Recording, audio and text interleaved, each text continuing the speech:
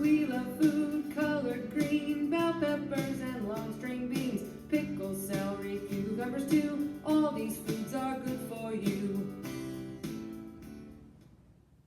Welcome to Storytime Cooks, where we learn about food through books. Today we're reading Fancy Nancy's Splendiferous Christmas, written by Jane O'Connor, illustrated by Robin Priest Glasser.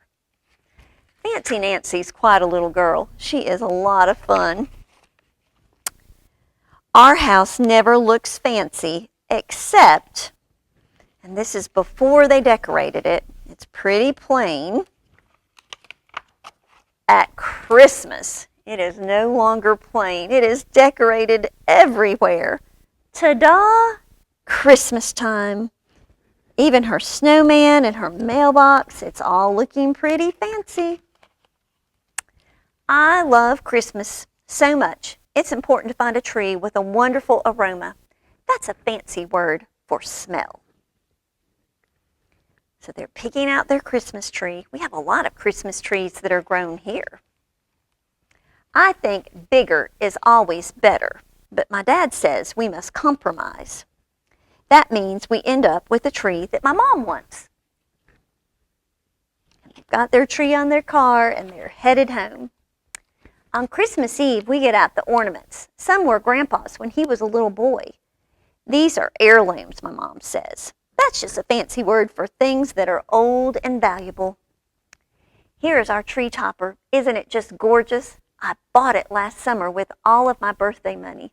It's never too early to prepare for Christmas. And I think it's an angel. We always wait for Grandpa to decorate the tree. He'll be here very soon. While we wait, we bake Christmas cookies. My sister helps with the sprinkles. Delectable.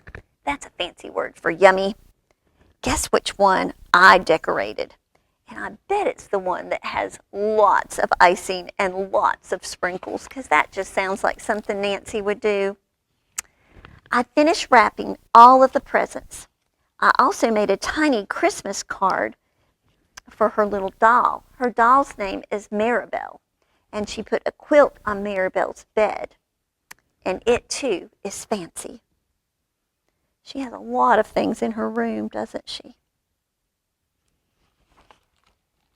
Next, we go caroling, which is fancy for singing Christmas songs. And I think instead of cymbals, they've gotten lids off of pots that they're clanking together. But the person they're singing to seems very excited. Even the dog is singing, probably howling. Back at home, still no Grandpa.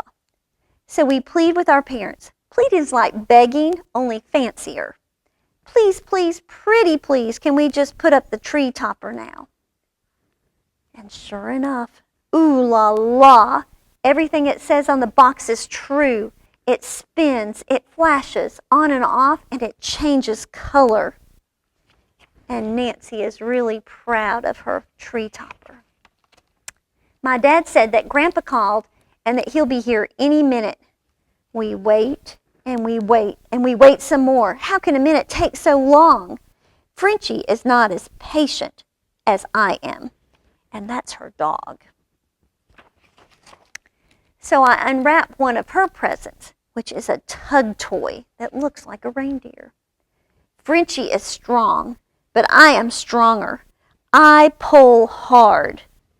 So the dog has one end, and Nancy has the other end. Oh no, oops, the tree sways. Oh no, oh no, oh no, look out below. Look what's going to happen. The tree topper is flying through the air, and it smashes to pieces. I am devastated, which is upset only a zillion times worse. Just then, Grandpa arrives, and I tell him what happened. When life gives you cracked eggs, make eggnog, he says. What does that mean, I ask. It means you improvise. That's a fancy word for using whatever's around to make something. So we make a new tree topper with glitter and pom-poms and ribbon. Grandpa says one day you'll have your own family and you will tell them how we made this together. Oh, It's going to be an heirloom, I explained to my sister. And there's her new tree topper. Decorating the tree is so much fun. There is no such thing as too much tinsel, I keep telling everyone. They have a lot of decorations on their tree, and it looks like they're having a lot of fun. Only one word describes how magnificent, joyous, and sparkly Christmas morning is, and that's splendiferous. And I think Nancy had a really good Christmas. Well, today we made a salad that looked like something Nancy would make. We used celery to make a tree, put our salad in the middle. We decorated it with some pepper strips and some craisins, and we made our own tree topper out of a piece of cheese that we cut into a star. All these things pretty much fit in the vegetable group, except our craisins, which would be in the fruit group, and our star would be in the dairy group. We hope that you're getting ready for Christmas and that you're enjoying this season and that you'll take some time to make some special memories and maybe some special food. Come back and join us again next week for Storytime Cooks as we continue to learn about food through books.